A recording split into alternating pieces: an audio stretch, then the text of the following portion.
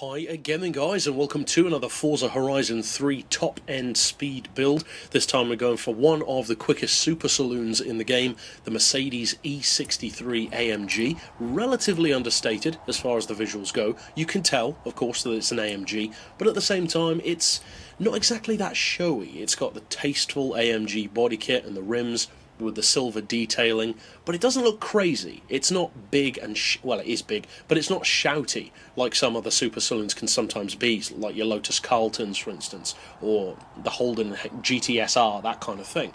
Now, as far as the engine conversions go, I would pretty obviously recommend the V12 with 1500 horsepower. It just gives you so much to work with. As far as the drivetrain, I would recommend keeping all-wheel drive. You could convert it if you want to, but I wouldn't recommend that, as I said. For the aspiration, we've gone for the twin turbo, obviously, gives you the best power, and for the rest, you guys pretty much know the drill. Fit everything, pretty much, all of the race parts, upgrade the power as much as you can, lower the weight, especially on a heavier, bigger car like this. As far as the benchmark goes, and this tune is incidentally on my storefront, so you can use the keywords down below to find this tune, but as you can see from the benchmark, the top-end performance in particular is very, very good. It's not Jaguar XE level, but it's very good. It is one of the quickest sedans in the game. 2.5 to 60, 4.1 technically to 100, 272 flat out, at least according to the benchmark. Now, of course, we'll find out in just a second if it can hit that speed, but for now I've got a final drive ratio of 3 on this particular car. Then for the individual gears, 4.4, 2.8, 1.95, 1.47, 1.16, 0.93 and 0.74.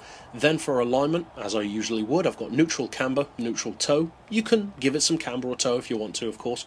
4 degrees of caster, so fairly neutral there. Anti-roll we've got on 36 and 34, springs on 238, 195, and I've opted for, I think it was essentially the stock ride height of 11 centimeters. Dampers we've got on 16, 13, 7 and 6.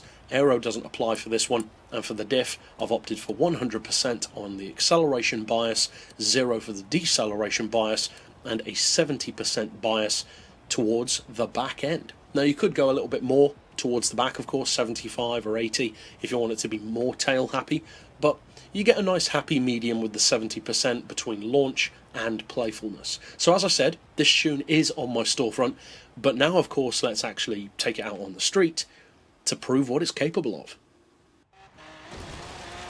Now, as I kind of alluded to earlier on in this video, if you actually look at many of the Mercedes AMG models, they're relatively understated. You wouldn't necessarily spot one in a crowd immediately, especially not a crowd amongst its peers, something like a BMW M5 or a Charger Hellcat. Many of its rivals are flashier than the E63 is, but what this car offers is relentless straight line performance. It's something of a sleeper with incredible top-end speed.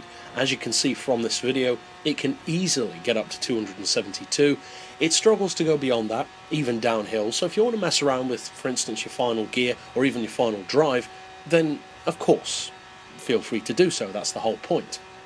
But even as is, it's one of the quickest sedans in the game with huge straight line potential. So if you do decide to use this tune on your Mercedes E63, I hope you have a lot of fun with it, and if you did enjoy it, there are literally hundreds more top speed tunes like this in the playlist at the end of this video. So feel free to check those out, and for now, as always, thanks for watching.